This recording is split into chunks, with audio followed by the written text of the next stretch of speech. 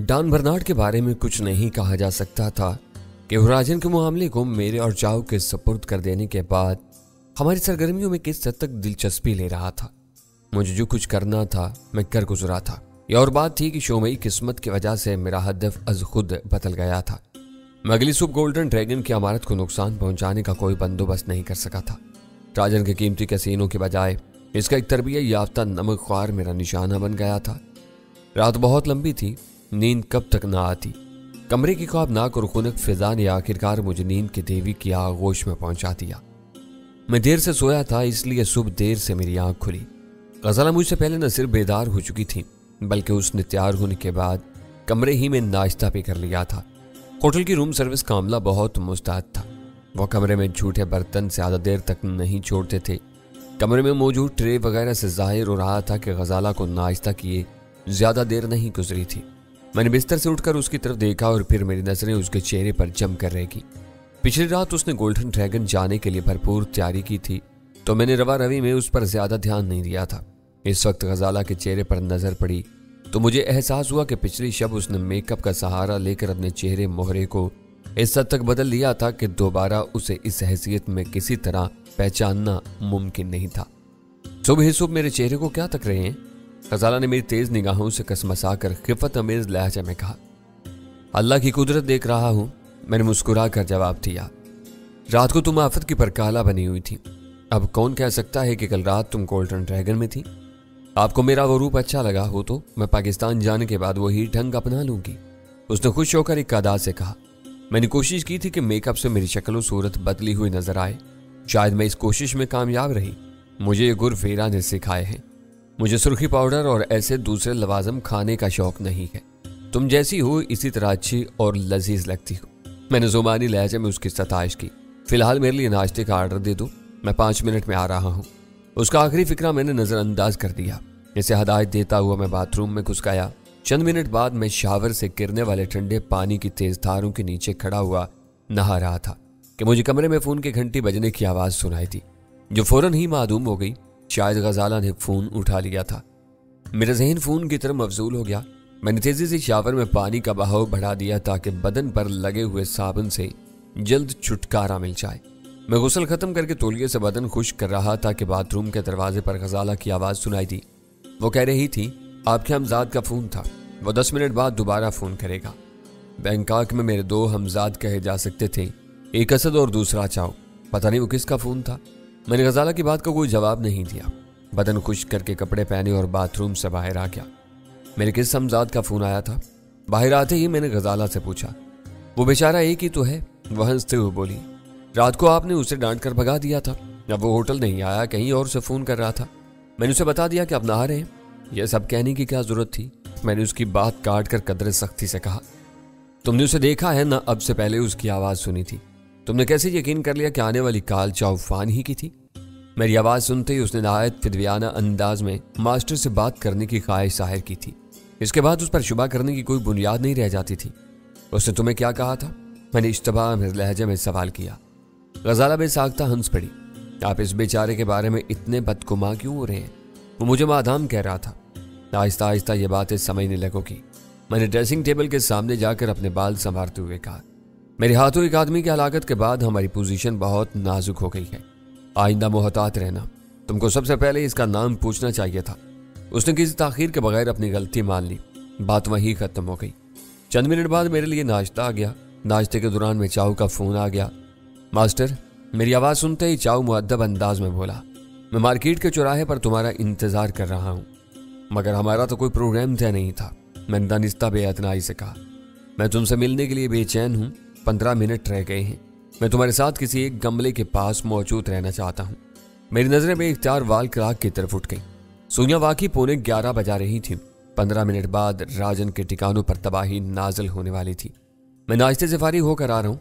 मैंने लम्हा भर सोचने के बाद उसे जवाब दिया और फोन बंद कर दिया। क्या उसके साथ आप कहीं जा रहे हैं? गज़ाला ने पुरतजस्सुस लहजे में पूछा।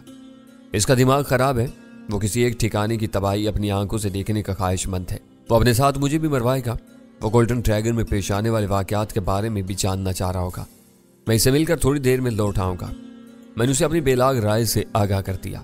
मैंने उजलत में नाश्ता खत्म किया और बीमगंज अपनी जेब में डालकर होटल के कमरे से निकल गया।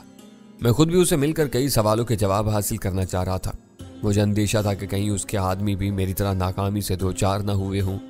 उसने 15 मिनट बाद किसी गमले के पास मौजूद रहने की ख्वाहिश जाहिर करके मुझे ये जता दिया था कि पिछली रात कम अज कम उसके सब आदमी नाकाम नहीं हुए थे।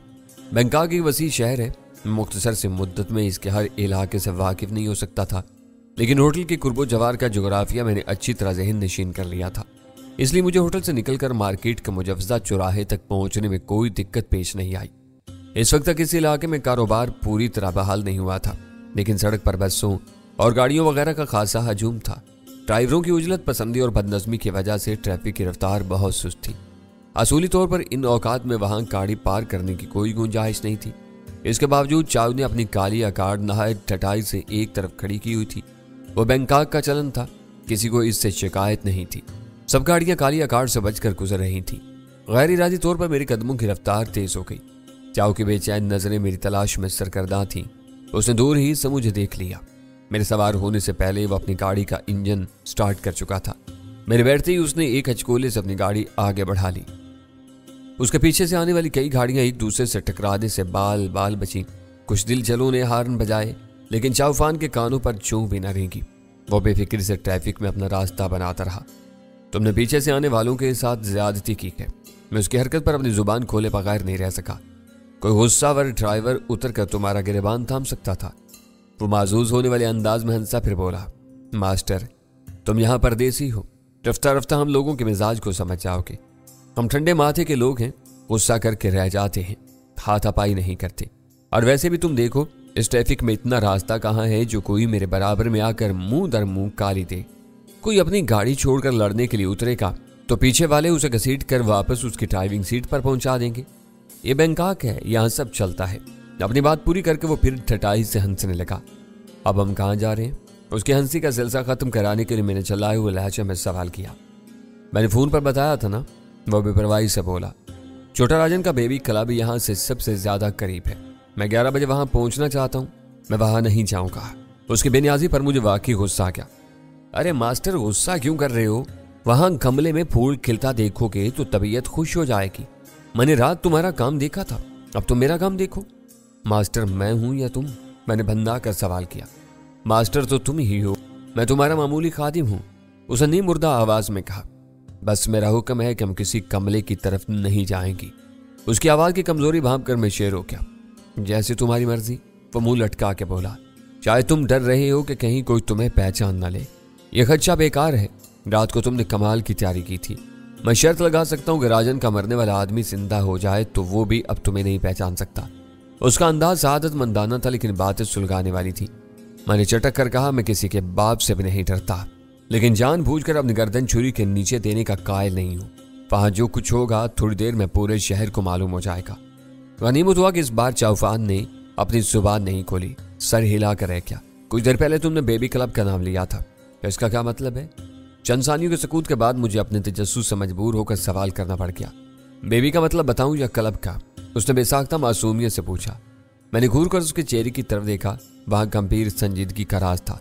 मजाक की कोई गुंजाइश नजर नहीं आ रही थी। यकायक मेरा इस्तेमाल दूर हो गया। मैं नरमी से कहा, दोनों का मतलब बताओ। वो किस किस्म का क्लब है? दरमियाने दर्जे का नाइट क्लब है। वहां 20 साल से कम उम्र की लड़कियां अपनी अपनी खाल में नाचती हैं, इसलिए इसका नाम बेबी क्लब रखा गया है। 2 बजे फ्लोर शो खत्म होता है तो वो इन तमाशाइयों के साथ चली जाती हैं जिनको वो शो के दौरान में ताक चुकी होती हैं। वो क्लब धड़ल्ले से चल रहा है? हाँ मास्टर। इसमें हैरत की क्या बात है? बैंकॉक में ऐसे कई नाइट क्लब हैं, मगर राजन ने नाम छांट कर बहुत अनोखा रखा है। सबको लाइसेंस मिले हुए हैं। क्लब वाले किसी डांसर के साथ जबरदस्ती नहीं करते। पैसा कमाने के शौक में लड़कियां खुद वहां आती हैं। रात गहरी होती है तो नाइट क्लबों में तिल धरने की जगह नहीं होती। आने वाले दोनों हाथों से डॉलर लुटाते हैं और खुश होकर जाते हैं। नाबालिग और कम सिन लड़कियों को इस गंदे धंधे में लगाना संगीन जुर्म है। इनको इस काम के लाइसेंस कौन देता है? मास्टर, तुम बिला वजह जज्बाती हो रहे हो। यहाँ सेक्स माफिया बहुत मजबूत है। ये लोग हर काम देखभाल कर करते हैं। 12 बरस की लड़की को फ्लोर पर लाने से पहले इसके पक्के कागजात बनवा लिए जाते हैं, जिनकी रोज से वो बालिग होती है। रिकॉर्ड की रोज से पूरे बैंकॉक के किसी नाइट क्लब में 18 बरस से कम उम्र की कोई लड़की नहीं मिल सकती। डांसर हो या वेट्रेस, सब बालिग होती हैं। ये धंधे हर फरीक की रजामंदी से होते हैं। बेबी क्लब से बात निकली और दूर चली गई। दुनिया के किस बड़े शहर में ऐसे घनौने धंधे नहीं हो रहे थे। लंदन, पेरिस और न्यूयॉर्क जैसे मुहज्जब और तरक्की याफ्ता ममालिक में ये नाम निहाद कारोबार इससे ज्यादा करिहा सूरतों में खूब फल फूल रहा था। फर्क सिर्फ इतना था कि बैंकॉक को जरा ज्यादा शोहरत दे दी गई थी। इस बिगाड़ पर मेरा खून खौलाने का कोई फायदा नहीं था। चाउफान हर किस्म के जज्बात से आरी होकर मुझे इन रमूज से आगाह कर रहा था, तो मुझे इन बातों पर जज्बाती होने की क्या जरूरत थी। वो मेरा मुल्क था, न मेरी कौम। तुमने अब तक ये नहीं बताया कि हमारी इस वक्त की मुलाकात का क्या मकसद था। कदर तवक्कुफ के बाद मैंने चाउफान से कहा, मास्टर मुझे ये इल्ज़ाम ना दो। उसने गहरा सांस लेकर कहा, मैंने पहले ही तुम्हें बता दिया था। तुमने बेबी क्लब की तरफ जाने से इनकार करके बात खत्म कर दी। फिर गाड़ी किनारे से लगाकर मुझे उतार दो। मैंने उसके बाद काट कर कहा, मैं यहाँ से टहलता हुआ अपने होटल चला जाऊंगा। जरूर चले जाना, मेरी बस एक गुजारिश है कि मुझे रात की कथा सुना दो। उसने हसरत अमेज लहजे में कहा। रात को मरने वाले की लाश इतनी तेजी से नीली होना शुरू हुई थी कि गोल्डन ड्रैगन में सांप का शोर मच गया। कैसीनो का खौफजदा अमला बहुत देर तक वहां इंडियन कोबरा तलाश करता रहा। तुमने उसे कैसे मारा था? वो इंडियन कोबरा के जहर से मरा है। जहर इतनी तेजी से काम करता है कि उसका शिकार होने वाले को अपना सांस पूरा करने का मौका नहीं मिलता।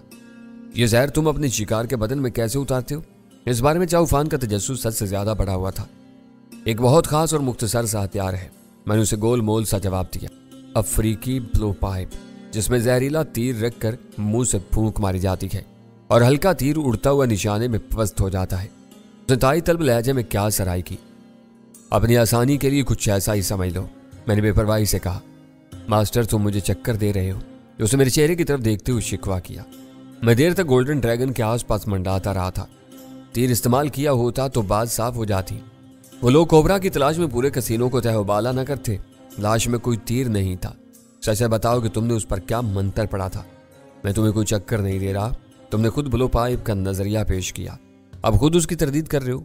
वो मेरा खुफिया हथियार है। मैं तुम्हें बस इतना बता सकता हूँ कि उसके बदन में खारजी जरिए से जहर दाखिल किया गया था। मास्टर तुम बहुत खतरनाक आदमी मालूम होते हो। वह गहरा सांस लेकर बोला, लाठी और गोली का मुकाबला किया जा सकता है, लेकिन जहर? वो जुजुरी लेकर खामोश हो गया। इस तरह फिक्रा अधूरा छोड़ दिया था। रात वाले वाक़े के बारे में तुम्हारे असली मास्टर की क्या राय है? चंद सानियों के बाद मैंने सवाल किया। मेरा इशारा डॉन बर्नार्ड की तरफ था। वो फौरन मेरी बात समझ गया और खुश्क लहजे में बोला, तुम उसकी हदायत की खिलाफ वर्जी कर रही हो। क्या उसने तुमसे ये नहीं कहा था कि अब तुम भूल कर भी इसका नाम अपनी जुबान पर नहीं लाओगे? उसने ऐसी कोई हदायत नहीं दी। ये जरूर कहा था कि अब मैं सेलर्स बार का रुख ना करूं। मैंने जवाब दिया, एक ही बात है, वैसे तुम मेरे मास्टर हो, मैं तुम्हारे हुक्म की तामील करूंगा, लेकिन यह नुक्ता कान खोल कर सुन लो कि अब तुम बड़े आदमी का कोई जिक्र नहीं करोगे। तुमने ऐसी गलती की तो हमारा रिश्ता टूट जाएगा। संगीन नताज के तुम खुद जिम्मेदार होगे। उसका लहजा ऐसा सर्द और सफाकाना था कि मेरे बदन में फुरेरी सी दौड़ गई। मैं उसके बारे में इससे कोई और सवाल करने की हिम्मत नहीं कर सका। हम दोनों खामोश हो गए।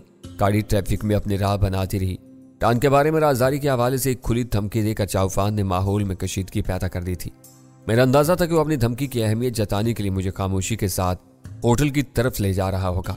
चंद मिनट बाद फास्ट फूड की एक मखसूस दुकान दोबारा मेरी नजरों के सामने से गुजरी तो मैं चौंके बगैर नहीं रह सका। फास्ट फूड की बड़ी और आलमगीर चेन से ताल्लुक रखने वाली बेशतर दुकानें यकसा अंदाज में बनाई और सजाई जाती हैं और हर सिलसिला अपने मखसूस रख रखाव की वजह से अलग पहचाना जाता है। मगर मुझे पूरा यकीन था कि वो दो दुकानों की यकसानियत का मुआवला नहीं था। चंद मिनट की मुद्दत में हम दूसरी बार उस दुकान के सामने से गुजरे थे। हम एक ही इलाके में क्यों घूम रहे हैं? नर्म इल्फाज में किसी शक व शुबे का इजहार करने के बजाय मैंने चाउफान से दो टुक इल्फाज में पूछा।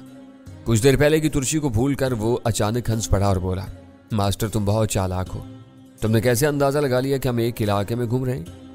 पहल उसने की थी। मैंने भी जमू तोड़ने का फैसला करते हुए खुशदिली से कहा, हम KFC की एक ब्रांच के सामने से 2 बार गुजरे हैं। तुम्हारा मुशाहिदा वाकई बहुत तेज है। ये कहते हुए उसने गाड़ी के डैशबोर्ड में लगे हुए क्लॉक पर नजर डाली और अपनी बात जारी रखी। तुमने मुझे बेबी क्लब की तरफ जाने से रोक दिया। मैंने वो इरादा तर्क कर दिया। अब 11:05 हो रहे हैं। चारों ठिकानों पर जो कुछ होना था वो हो गया होगा। अगर तुम इजाजत दो तो अब दूर से बेबी क्लब का जायजा लेते हुए गुजर जाएं। चाउफान की वो ख्वाहिश गैर फितरी नहीं थी। वो अपनी आंखों से अपने आदमियों की कारकर्दगी देखने के लिए बेचैन था। वो चाहता तो तनहा उधर जा सकता था। मेरे फरिश्तों को भी इल्म ना हो पाता कि वो उधर क्या था। वह हर काम तरतीब और तेजी से करने का आदी मालूम होता था। उसने 11 बजे तक बेकार बैठने के बजाय मुझे बुला लिया था कि मेरी जुबान से गोल्डन ड्रैगन का असल अहवाल सुन सके। मेरा कारनामा उसने देख लिया था और मौका से फायदा उठाकर मुझे अपनी कारगुजारी दिखाने का ख्वाहिशमंद था। मैंने उसे इजाजत दे दी। 11:15 बजे के करीब मुझे ट्रैफिक के बेहंगम उलझाव, रुकावटों और अफरा तफरी से अंदाजा हो गया कि चाउफान की गाड़ी राजन के बेबी क्लब के करीब पहुंच चुकी थी। लम्हा भर बाद चाउफान के मुसर्रत तमीज़ लहजे ने मेरे अंदाजे की तायद कर दी। यहाँ तो कुछ ज्यादा ही गड़बड़ मालूम हो रही है। मास्टर, ये कौन सी जगह है? मैंने अनजान बनकर पूछा। मास्टर, वो देख रहे हो, 3 ऊंचे और देव हैकल बुलपोर्ट। वो हाथ से एक तरफ इशारा करते हुए बोला। छोटा राजन का काबा खाना ठीक इन बुलपोर्ट्स के साए में है। हम ज्यादा ताकतवर नहीं थे, फिर भी इनसे काफी दहशत फैली है। सब कुछ दरहम भरम नजर आ रहा है। तुम बेबी क्लब की बात कर रहे हो? मैंने तस्दीक चाही।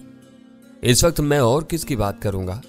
कुछ आगे बढ़ने के बाद ट्रैफिक की हद से ज्यादा बदनज़मी का सबब मेरे सामने आ गया। अगर चाउफान के आदमियों का नस्ब किया हुआ टाइम बम 11 बजे ही फटा था, तो बेबी क्लब में इस वाक़े और रुनमा हुए ज्यादा देर नहीं हुई थी। इस कलील मुद्दत में भारी पुलिस फोर्स के साथ इमदादी टीमें भी चाय वकुआ पर पहुंच चुकी थी। इनकी इमदादी कार्रवाइयों में सहूलत के लिए पुलिस वालों ने आर्जी रुकावटें खड़ी करके आधी सड़क को हर किस्म के ट्रैफिक के लिए बंद कर दिया था। इस खाली सड़क पर मुतअद्दिद बावर्दी अफराद के साथ आग बुझाने वाली 2 गाड़ियां भी मौजूद हुई थी। सारा 2 तरफा ट्रैफिक पतली सी आधी सड़क से गुजर रहा था और इसकी रफ्तार बहुत सुस्त। मास्टर, यहाँ तो पूरा ड्रामा चल रहा है। चाउफान ने वो सूरत हवाल देकर खुशी से कहा, फिर चौंक कर अपनी बात आगे बढ़ाई। ओहो, वो देखो, बेबी क्लब का एक हिस्सा मुनहद्दम हो गया है। पुरानी इमारतों में यही खराबी होती है। ये जरा सा धमाका भी नहीं सहार सकती, सीधी सजदे में चली जाती है। इमारत का एक हिस्सा गिरा है तो कुछ लोग भी हलाक और जख्मी हुए होंगे, मैंने पुरतशवीश लहजे में कहा। मास्टर, जिसकी मौत आ गई है उसे अजीम बुद्धा भी मरने से नहीं बचा सकते। मैंने पूरी एहतियात की थी कि कोई बेगुनाह इस धमाके की जद में न आए। कोई मारा गया है तो यकीन कर लो कि वो बेगुनाह नहीं होगा। बेबी क्लब की तबाहाल इमारत का जायजा लेने के लिए चाउफान को कोई काविश नहीं करना पड़ी। ट्रैफिक रुक रुक कर जूं की रफ्तार से आगे बढ़ रहा था। इस नाइट क्लब का अगला हिस्सा तबाह हो चुका था। शायद अंदर किसी हिस्से में आग भी लगी थी, क्योंकि फायर इंजनों की टंकियों से मुंसलिक कई मोटे मोटे पाइप इमारत के मलबे से गुजर कर अंदर जाते हुए नजर आ रहे थे। दरमियान में खड़े हुए फायरमैन चिल्ला चिल्ला कर दोनों इतराफ के साथियों को हदायत देने में मसरूफ थे। वाकया शायद बहुत बड़ा नहीं था, लेकिन थाई अहलकारों की गैर मामूली मुस्तैदी ने वारदात के मकाम पर खासा संगीन और पुरहोल समा पैदा कर दिया था। वहां जो कुछ नजर आ रहा था वो मेरी तवक्का से बहुत ज्यादा था। 2 पाउंड बारूदी कुव्वत वाले टाइम बम से मुझे इतनी बर्बादी फैलने की उम्मीद नहीं थी। अगर बकिया 3 ठिकानों पर भी वही कुछ हुआ था तो छोटा राजन के लिए पैगाम बहुत वाज़ेह था। बैंकॉक में उसकी बादशाही का जमाना लग चुका था। उसे अपना बिस्तर बोरिया समेट लेना चाहिए था। हम एक तरफा सड़क से गुजरने वाले 2 तरफा ट्रैफिक से निकलने भी ना पाए थे कि अचानक मोबाइल फोन की घंटी ने मेरे ख्यालात का सिलसिला दरहम बरहम कर दिया। मेरा हाथ बेइख्तियार अपनी जेब की तरफ गया। मेरा फोन खामोश था। इस सजना में चाउफान एक हाथ से स्टीयरिंग थाम कर दूसरे से अपना मोबाइल फोन निकाल कर कान से लगा चुका था। वो गाड़ी चलाते हुए फोन पर हूं हां करके दूसरी तरफ की बात सुनता रहा। फिर उसने फोन बंद करके अपने जेब में डाल दिया। मास्टर, आज की ताज़ा खबर है, उसने बाजारी अंदाज में एक हाथ मेरे रान पर मार कर खुशी से कहा। वो शायद कुछ और भी कहना चाह रहा था, मगर मैंने खफकी से उसकी बात काट दी। चाहो, यह क्या हरकत है? क्या तुम्हारे यहाँ मास्टरों से इसी तरह बदतमीजी की जाती है? तुमने मेरे रान पर हाथ क्यों मारा? मास्टर, मुझे माफ कर दो, उसने पूरे खलूस से कहा। मैं खुशी से बेकाबू होकर ये इस्तरारी हरकत कर गया। आइंदा एहतियात रखूंगा। और हाँ, मुझे चाव ना कहा करो। मेरा नाम चाउफान है और ये एक ही लफ्ज़ है। किसी वक्त मैं खुशी में आपे से बाहर होकर तुम्हारे साथ कोई हरकत कर गुजरा तो तुम रोते फिरोगे। हमारे दरमियान कोई ना कोई हद फाजल कायम रहनी चाहिए। तुम मेरे मास्टर हो, मेरी गर्दन भी मार दोगे तो मैं उफ नहीं करूंगा। उसकी जुबान तेज चलती थी। जरा सा मौका मिलने पर वो जमीन और आसमान के किलाबे मिलाने से गुरेज नहीं करता था, लेकिन इसका अमल इसके कौल से ज्यादा मैल नहीं खाता था। इसका अंदाजा मुझे जरा सी देर पहले उस वक्त हुआ था जब मैंने नादानिस्तगी में डान का जिक्र छेड़ा था। तुमने अब तक ये नहीं बताया कि तुम किस बात पर खुशी से बेकाबू हुए थे। बड़ी खबर है, वो मुस्कुराते हुए बोला। तुम बातों में इस तरह उलझाते हो कि आदमी असल बात भूल जाता है। मेरा आदमी बता रहा था कि छोटा राजन मुंबई से अचानक बैंकॉक पहुंच गया है और इस वक्त गोल्डन ड्रैगन में है।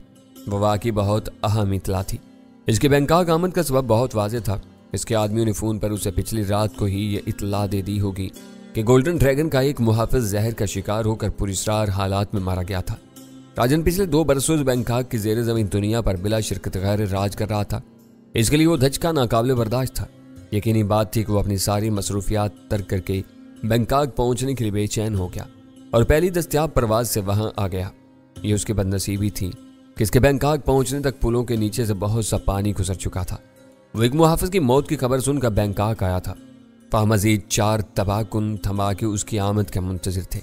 क्या इसे अब तक बेबी क्लब में होने वाले धमाके की खबर नहीं मिली होगी? मैंने चाउफान से पूछा।